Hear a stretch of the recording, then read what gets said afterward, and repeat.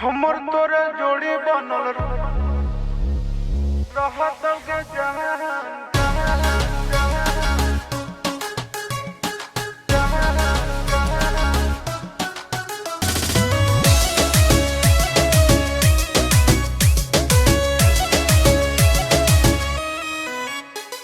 सावन का महीना है, मस्ती में जीना है।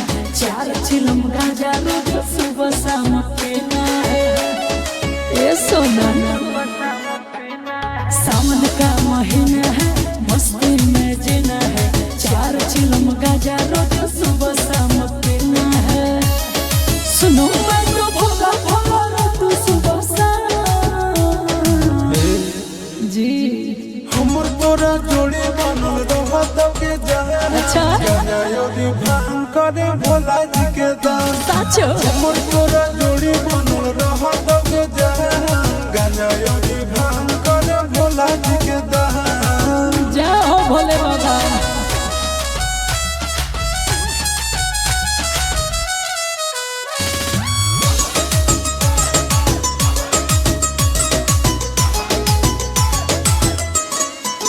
बाबू सोना रे सुनो ना रे, जाऊंगी देव घर सूट के रुआ कलर किन दो ना रे।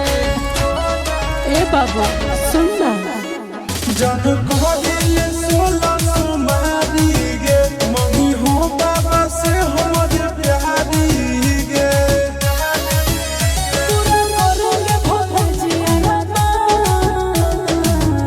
बालक धैर्य रखो। हमर तोरा जोड़ी बनल रहत के जहान गाना योरी भांग करे भोला जी के दान हमर तोरा जोड़ी बनल रहत के जहान गाना योरी भांग करे भोला जी के दान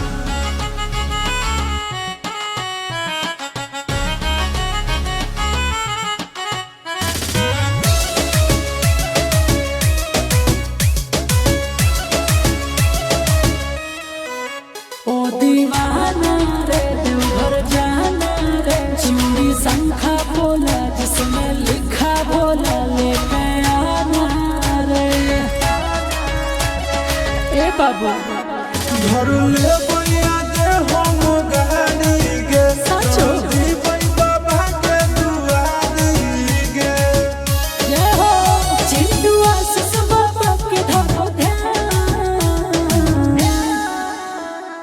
हमर तोरा जोड़ी बनल रहत के जहान गाना योरी भांग करे भोला जी के दान हमर तोरा जोड़ी बनल रहत के जहान गाना योरी